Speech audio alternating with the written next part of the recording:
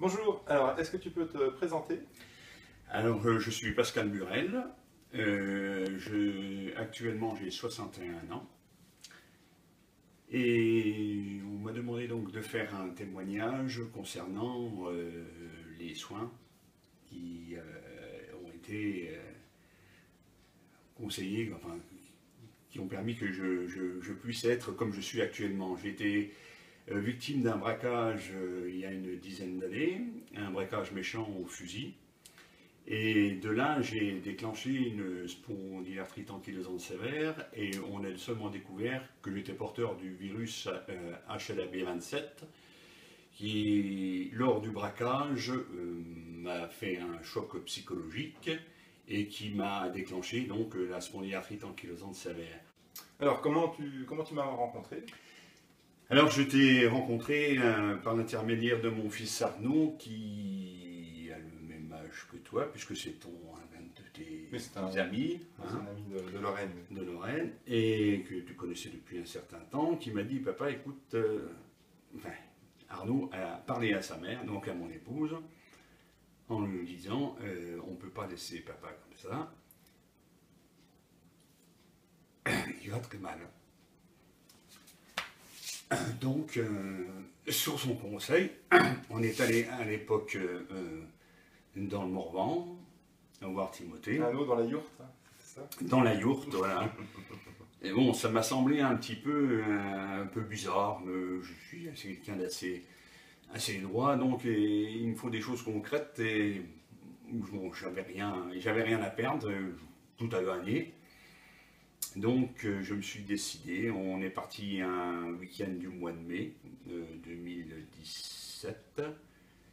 Donc il y a 2 ans et demi à peu près. 2 ans et demi maintenant, rencontrer Timothée. C'est vrai que j'étais complètement... Quand j'y suis allé, je risque rien, je risque rien d'y aller. J'avais plus rien, le traitement que j'avais médicalement ne me soulageait pas comme j'étais en... Et tu continues ton traitement? Oui, là je continue le traitement. Sur les conseils d'un médecin, donc tu es suivi Sur les conseils d'un médecin. Le traitement que j'ai, c'est un traitement une fois par mois. Je me fais une injection anti-TFN, Symphony tout simplement, qui m'octroie quelquefois des poussées de psoriasis. Et c'est pas toujours évident de se piquer tous les, parce que c'est encore assez douloureux. Et c'est vrai que c'est astreignant. Alors quand on peut éviter de le faire, parce que il y a quand même énormément d'effets secondaires, il y en a tout un livret. Et bon, j'avais déjà demandé au médecin qui me suit à l'hôpital d'arrêter. Bon, il m'a dit, écoutez, vous êtes en rémission, ça fait 2 ans, donc depuis la dernière fois qu'on s'est vu, là ça a été flagrant, ça a été dans l'heure qui suivait. Et en plus ça a été immédiat. Ah oui, ça a été immédiat, je sentais, hein, comme je l'ai dit tout à l'heure, ça se dénouait, ça sortait, et j'avais eu encore un petit peu mal là, après quand je suis sorti de chez toi, mais ça s'est estompé dans les 10 jours, j'avais plus rien. J'avais plus rien. Non, donc quand on peut éviter un traitement médicamenteux avec les effets secondaires qui sont quand même relativement importants. À voir avec le médecin toujours, hein, avec l'avis du médecin, toujours être suivi. C'était où cette douleur? Alors, j'ai été atteint dans toutes les articulations. Il n'y a aucune articulation qui n'a été exclue. Donc c'était l'ensemble? L'ensemble, partout. Donc j'ai eu une hospitalisation de 3 semaines. J'ai perdu une dizaine de kilos en l'espace d'1 mois. Le corps médical... Ne faites pas spondylarthrite ankylosante pour perdre du poids, hein, ça ne sert à rien. Non, et j'étais complètement paralysé. Hein. J'étais couché, le moindre on me touchait, j'avais mal partout, c'était vraiment atroce. J'ai pas eu mal, j'ai souffert. Et là, j'ai été diagnostiqué, donc en tout dernier recours, ils ont cherché ce que je pouvais avoir, puisque à l'âge où ça s'est déclenché, c'est quasiment impossible d'avoir cette maladie. Ouais, c'était à quel âge? Ouais. Et j'avais 50 ans. D'accord. Hein. J'avais 50 ans. Et donc, tout doucement, ils ont essayé de mettre des traitements en place. J'ai eu. Là, actuellement, j'ai Symphony. Symphony, c'est quelque chose de conséquent. C'est un traitement qui fait 1 000 € par mois. Et qui m'a tout au début, qui m'a soulagé. Mais ça revenait assez souvent. J'avais quand même des douleurs assez conséquentes. Donc j'étais suivi donc au CHU de Nancy tous les mois. Et au bout d'un certain temps, je devais certainement me faire opérer d'une épaule parce que j'avais une épaule qui était complètement bloquée. J'arrivais plus à rien faire, je ne faisais plus rien avec non seulement l'épaule, mais quelquefois aussi toutes les articulations qui commençaient à bloquer et ça me faisait énormément souffrir. Quel était ton ressenti quand on a travaillé ensemble et on a mis en lumière les causes? Alors, au départ, il y a eu une espèce de contact, il y a un contact qui s'est établi. Je ne pouvais pas savoir de quoi il en résultait, j'en savais rien. Et sous les conseils de Tim, il m'a fait accepter et remonter dans le temps pour retrouver effectivement les causes du facteur déclencheur. Quels ont été les facteurs déclencheurs? Alors, quand on a fait ce soin, entre guillemets, il y a eu des blocages lorsque j'étais enfant. Chose que je n'avais plus du tout en mémoire, puisque j'ai remonté moi j'ai remonté jusqu'à là où j'avais 2 ans. Et là j'ai senti quelque chose qui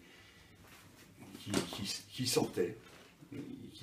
Ça sortait, j'avais des espèces de picotements qui sortaient et tout me revenait en mémoire. Tu m'as fait après réavancer où tu as vu, j'ai perdu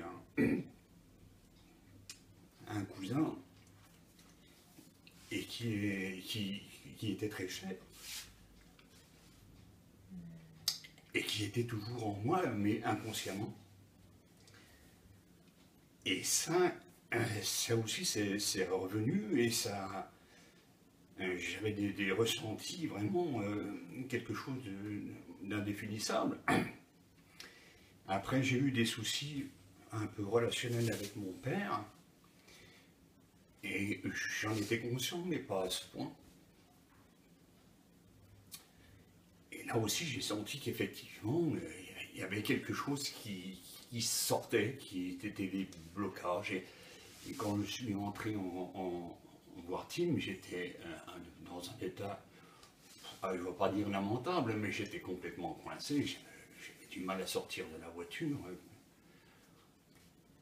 Et quand ça se débloquait, je sentais que tout sortait. Ça se dénouait, si on préfère. Et la séance a duré quand même une bonne heure, 1h30. Et au fur et à mesure de cet entretien, je me sentais de mieux en mieux. Et je me souviens qu'à la fin, j'ai pleuré sans m'en rendre compte. Ça coulait, c'était quelque chose de terrible. Mais c'était d'un réconfort. Et une fois que la séance a été terminée, je faisais des mouvements que je ne pouvais plus faire depuis longtemps. Et à l'heure d'aujourd'hui, ça fait 2 ans et demi que je suis allé voir Tim. Je suis un vrai jeune homme, comparé à ce que j'étais avant.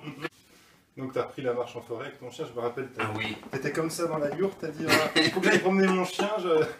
Ouais, après ça a été super, hein. C'était inespéré. Mais il faut... Et c'est là qu'il m'a dit une phrase.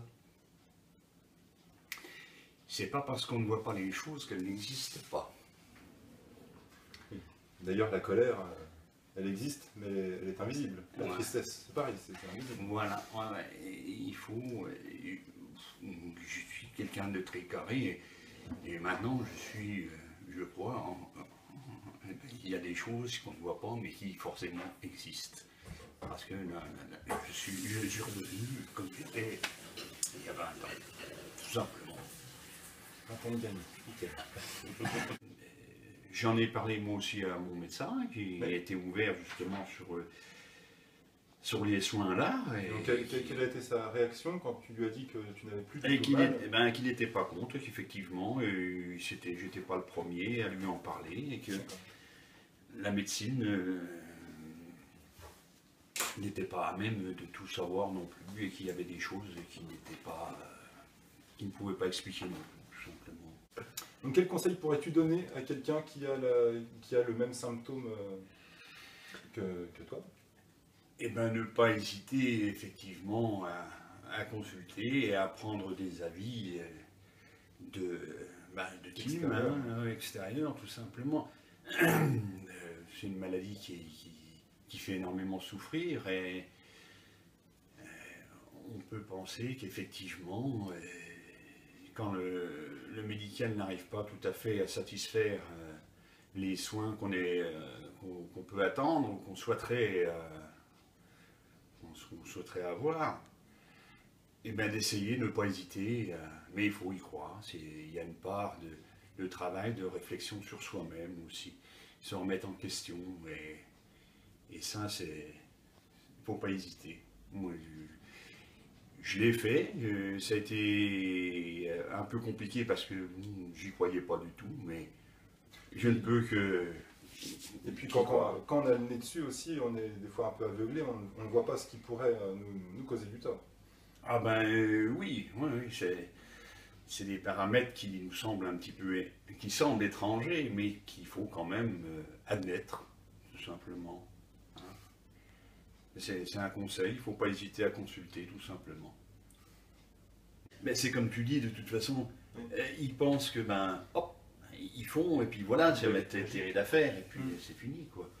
Alors que non, c'est un travail quotidien, hein. C'est vrai que il n'y a pas de baguette magique. Il n'y a pas de baguette magique, hein. C'est un travail sur soi-même, c'est des demandes, c'est des remerciements, et surtout une certaine croyance. Si on ne croit pas en ce qu'on dit et en ce qu'on fait, ça ne fonctionne pas. Si on croit de toute façon qu'on est foutu, on est foutu. Je veux dire. Ah oui. Tôt ou tard, de toute façon, mais le plus tard possible, et en meilleure santé que ce soit. Mais parce que c'est vrai que... Mais il faut essayer. Ça peut paraître bizarre, ça peut pas, mais pour moi, ça a marché. Donc, pourquoi pas sur tout le monde. Mais ça ne se fait pas comme ça. S'il y a des conseils à recevoir, il y a des conseils à appliquer. Merci beaucoup de ton témoignage. De rien. Et puis j'espère que tu n'auras plus de douleur. Pour l'instant, La suite au prochain épisode. Ouais.